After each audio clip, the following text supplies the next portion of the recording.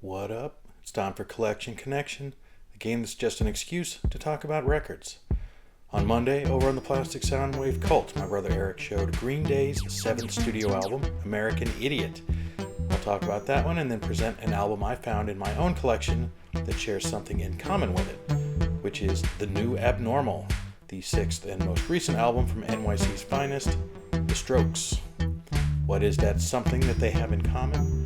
We challenge you to figure it out. Leave any guesses in the comments, and the first successful one gets a shout out in my brother's next video.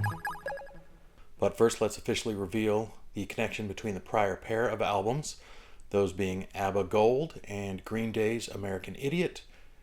And the connection is that both albums contain the title track from the Broadway musical that was a jukebox-style musical that was made of each band's music. With Green Day, it was more centered around the American Idiot album, containing a handful of tracks also from 21st Century Breakdown, and a couple of here and there's, I guess, from the other areas in their catalog, but it was mostly focused on those two albums.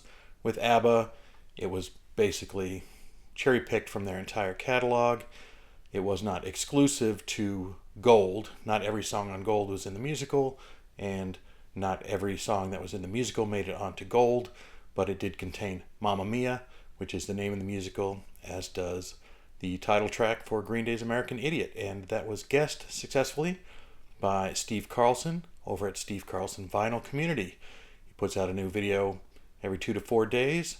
Lots of stuff there on lots of different music topics, so you can check that out over on his channel. So congratulations to Steve, and with that, let's get on with the show.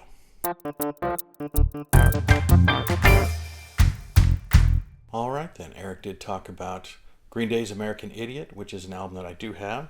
Got my copy of it right here. Only one of 2 studio albums, that and Nimrod, are the only ones that I have from Green Day, plus their international super hits collection.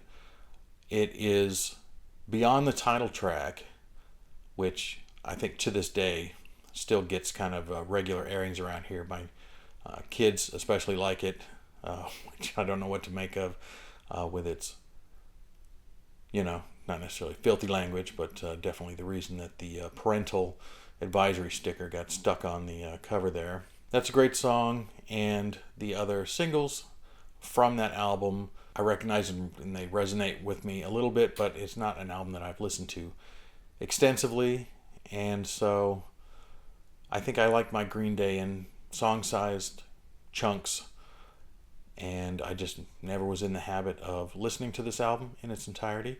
I think it was probably the first one that I got from them. Probably got it before I got Nimrod, but in any case, I don't have a long history with it, even though I got it about the time that it came out, and really enjoy to this day the sonics and the drive of, and the riff of the song American Idiot. Yeah, that's kind of all I have going with that. So moving on to my connection, we've got The New Abnormal from The Strokes. Similarly to Green Day, I only have 2 Strokes albums. I have the first one, Is This It?, which we talked about once on the Collection Connection way back in 2021, early days, and I think I probably said at that time that it was my only Strokes album, which was true at that time. But I have since picked up The New Abnormal, the single The Adults Are Talking. I had a friend who went on and on about how great it was, and I have a feeling that maybe it was an album that I picked up when music collecting was burning a hole in my pocket, because I don't remember ever going out shopping for it specifically, so it was probably something that I came across in a music store and said, yes, I'll get that new Strokes. They've been talking up The Adults Are Talking, even though it wasn't one that I was hearing in the air. The Strokes over 20 years kind of went from the Rolling Stone proclaimed saviors of rock and roll to kind of just another band. Bands making rock music aren't, the things that are topping the charts these days. So it's interesting, but again, I hadn't listened to it a whole lot.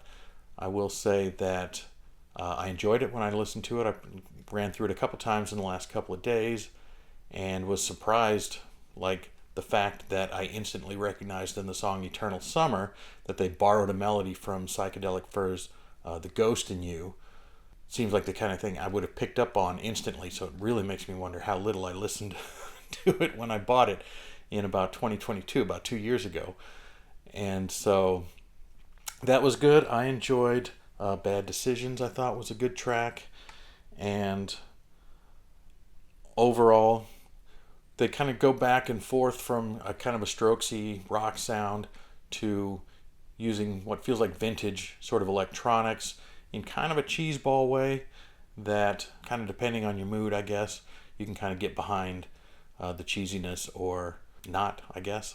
And so I thought it was pretty good in the last couple of days. There's certainly a couple of New York tributes in the song titles, at least. There's Brooklyn Bridge to Chorus and Ode to the Mets, which I didn't pick up on the lyrics of. I didn't hear anything about the Mets, but it is an interesting evolution of the Strokes sound, that very stripped down sound that they had on Is This It? Julian Casablancas, the vocalist, seems like he's really kind of reaching, a lot of different voices around here. Goes into a falsetto and more of a growl, and he's really kind of playing with the vocals and having a lot of fun with it, it seems like. So that's a cool thing. I will note that it came in this slipcase, which is, if I can get it to go, certainly unusual for an album from 2022 that has the title written on it, and it makes me wonder if that was maybe part of the deal. The cover art here is a painting from Basquiat called Bird on Money, and it makes me wonder if in licensing that they were told specifically, yeah, but you can't, put words over the top of it. So this was their workaround for that. I don't know that that's true. That's what it makes me wonder, just because it is more effort than people put into CD packaging in 2022, because CDs aren't, the main thing anymore. But that makes it pretty cool, so I like the little bonus on the packaging there. Don't have a ton else to say. I'm going to actually try and keep it brief, maybe under 10 minutes for once in my life.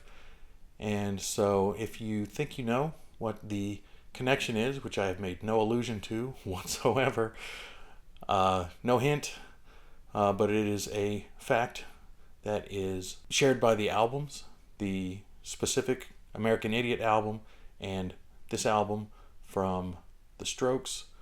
The connection is pertinent to the albums themselves. It is a fact that is true about both of the albums, and if you have a guess as to what that is, you can leave it down in the comments, and my brother Eric will give you a shout out next Monday when he finds something in his collection to connect to The Strokes. And yeah, you can look forward to that. Get a shout out. I have a feeling I left a sentence unfinished, but I am moving on because my camera is about to run out of juice. So with that, I thank you for watching. Bye-bye.